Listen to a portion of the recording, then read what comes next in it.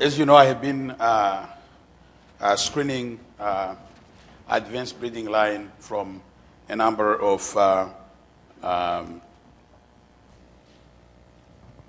from breeders. So today I'll be kind of summarizing some what we have done for the last 4 or 5 years. Most of the material I have been working with came from a number of people, mostly from Phenolic, Rich Novy at USDA-ARS in Aberdeen. Some came from Hest, Black Gold. One time we had some screening material coming from Creighton Miller. And recently I got some stuff from Susie Thompson from North Dakota State University. I've been working with Chris Wallace in Paralia since he's an expert in biochemistry work. So since 2010 to up to now, my group has screened over 280 advanced potato breeding lines. This was done at USDA-ARS in Wapato. The way we did this, we have been doing this for the past 3-4 years, is basically to expose plants to psyllids coming from Lso infected colonies. And to make sure this works, we expose each plant to put 3 psyllids, so hoping that at least one will be infected, since you cannot kill them and test them before you put them on. And then, as you can see, this is a very high number. So once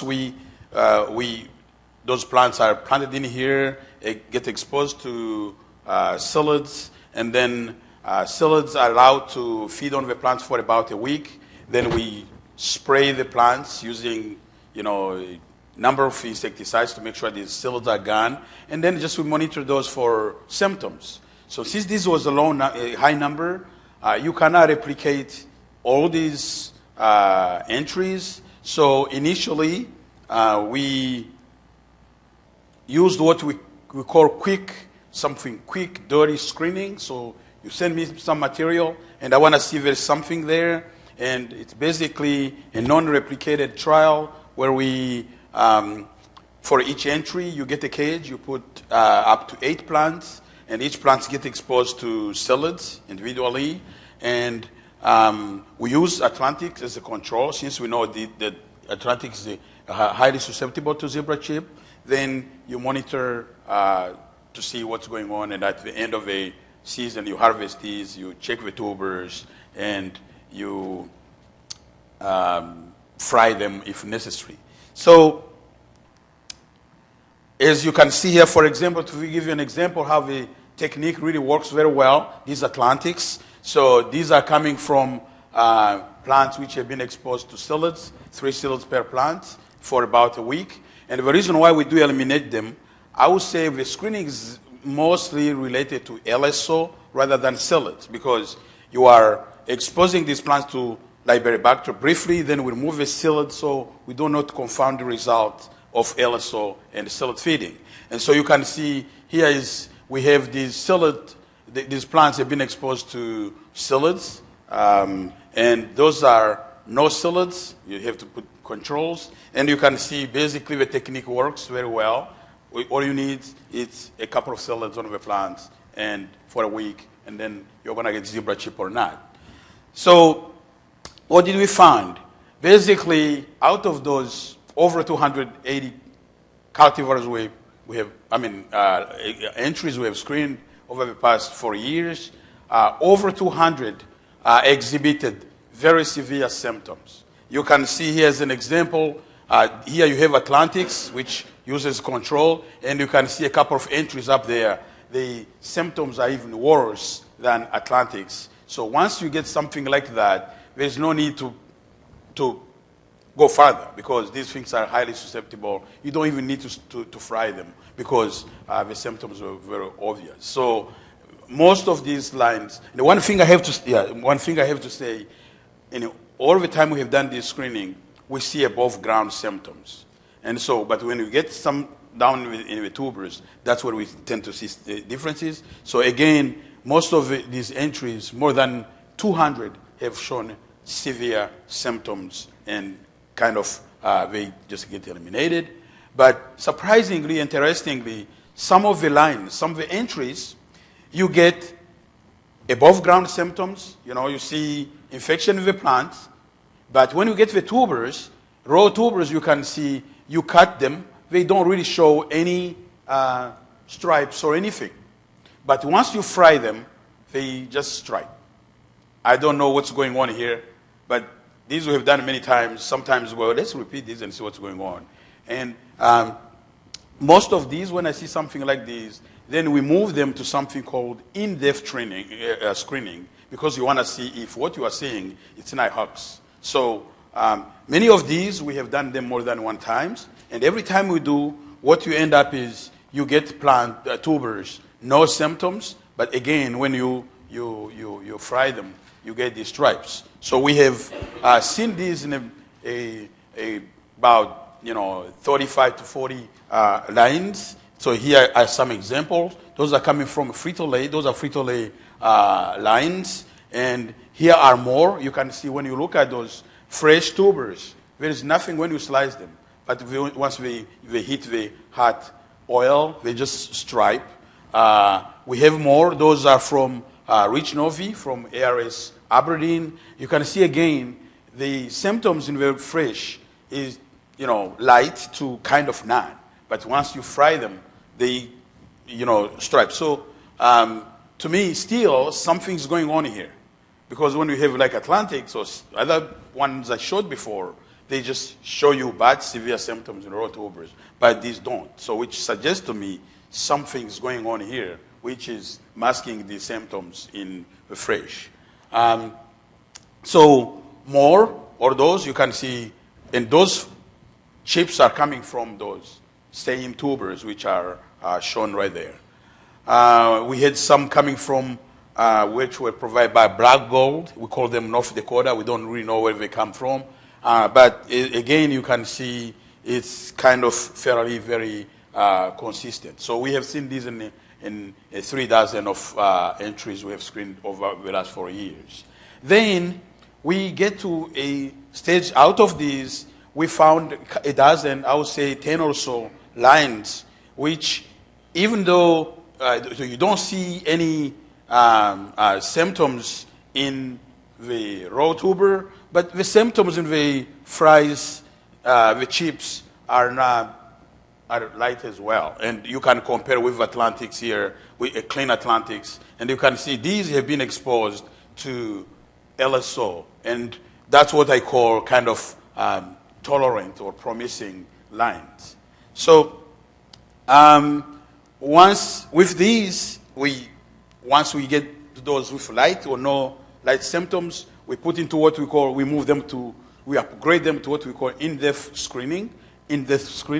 And what we do is we do replicate this time. So instead of using just one cage, we do replicate them. So we can get enough tubers to estimate for yield, to check them from LSO, and do some biochemistry analysis. And so for the last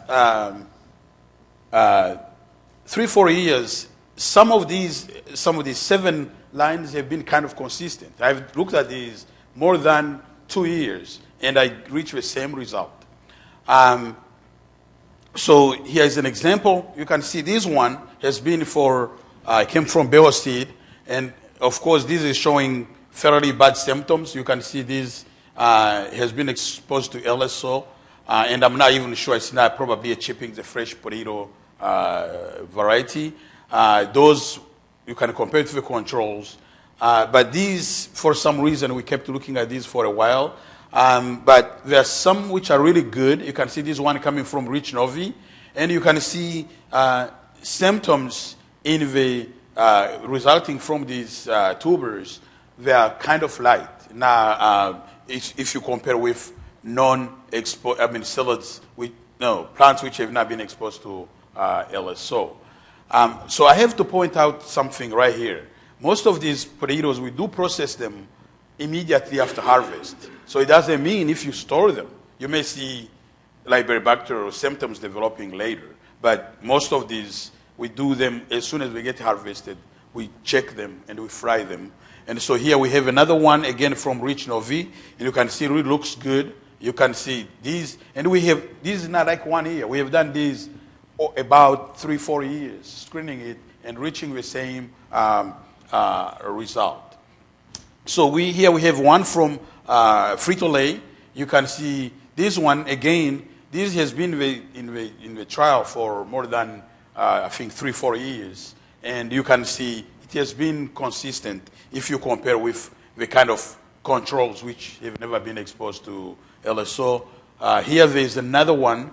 So we have some potential, something I call promising or promising. Now, I cannot say these lines are resistant because we are seeing symptoms above ground and we are seeing kind of some symptoms. So I would rather use maybe the word tolerant instead of using resistant. So when we, obviously you cannot work with many lines, so we kept, every time we ran some screening, we have a side trial to look at these more deeper. And so after 2 years after we went into this, we decided to try to figure out what's going on in biochemistry, what is changing, what is not changing. So what we did for the last 2 years was to send subsample of these tubers to Chris in California so he can run biochemistry to see what's going on. Here, every time we send to him, he will fry them again to make sure that, we are not just lying. But most of the time, we send these to him a couple months after we have harvested them. So it's not surprising that you get some symptoms, unlike what we have processed immediately. And here you can see you have Atlantics here, infected Atlantics. They look dark. This is coming from Chris. But you can see if you go down, the symptoms are there, but they are not as bad as you will see in many infected plants. So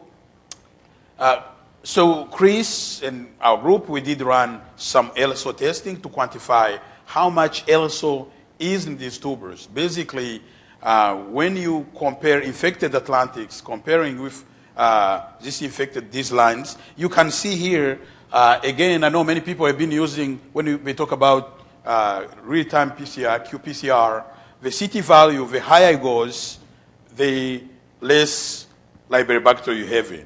The lower CT value you have, the higher LSO you have. And so you can see the testing done in 2012 and 2013. You can see the Atlantics here. They have a higher Lso Titer compared to the other 5. Same thing here in 2013, same trend. Of course, I'm not sure. This also depends on a year or something. There will be fluctuations, but it's fairly consistent. You can see the Atlantics have higher LSO quantity or titer compared to the 5 lines, promising lines. So Chris also looked at the amino acids, all these amino acids, and as you can see in year 1 or 2, you can see you have about 3 times. So it's comparing. In this slide, you are comparing for each line. You are comparing infected versus non-infected, and see how much amino acid folds. And you can see if you compare in Atlantics, if they get infected, you get about, in the first year you had about 3 folds, amino acid. But in 2013, even up to 10-fold in Atlantics. But the other ones, when you compare the controls, the infected versus infected, you don't see much difference, in this amino acid, which something's going on there. So when you look at the reducing sugars, if you look at the reducing sugar, if you go here to the glucose down here, you can see, again, if you compare infected versus non-infected for each line, in Atlantics, you can see how you get almost 25 fold in Atlantic. So these reducing sugars will go up 25 times. But when you get in the other lines, I mean, here in this year was fairly strange, but you still have a high jump. So the sugars appear to be not much difference when it comes to these tolerant varieties versus Atlantics. So how about phenolic compounds? Phenolic compounds, also when Chris was looking at these, you can see again year 1, year 2, and you can see when you compare infected versus non-infected, how much fold, of phenolic compounds which are there.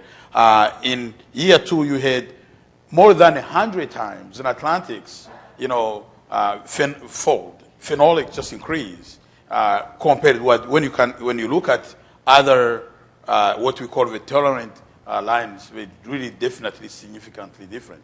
Definitely something's going on here. So it looks like the changes are not much when it comes to these lines. So what we can say here is basically overall, in all the lines, every time I have exposed them to Liberibacter, you get above ground symptoms. But a couple of dozens of them who show light to no symptoms in raw tubers, and when you fry them, most of the time they will stripe. And out of those, we have at least when we look at these 5, what we call tolerant, we still have some we have not got a chance to go through, but at least with 5 we had got a chance to look at further. You can see basically they have less symptoms even when they are infected with LSO. Also, Lso titers seem to be higher in Atlantics compared to this tolerant variety. Amino acid, phenolics, you have seen what's going on. So these phenolics and amino acid don't seem to change very much in these tolerant varieties when they get infected with LSO, in contrast to Atlantics. I think we have seen that also for reducing sugars. One thing I can say here is that these results really basically, they are showing that these lines or these entries we're calling tolerant, they kind of do not react, when they get infected, the reaction, physiological changes are not much. And so these may be very important, and these can be used if we can figure out what is the mechanism behind these non-physiological changes. This information can be incorporated into trying to develop new cultivars variety which will be resistant to ZC. As you know, we're kind of coming to an end of a 5-year funding, so most of this work has been funded by the ACRI grants. So I'm not sure what's next, but I think, in my opinion, this work should be continued so we can identify more and more material which can be helpful to manage zebra chip. So again, funding came from ACRI and mini grants program, and from the beginning I got a lot of help from Frito-Lay. They really pushed this, and thanks to them we were where we were at. So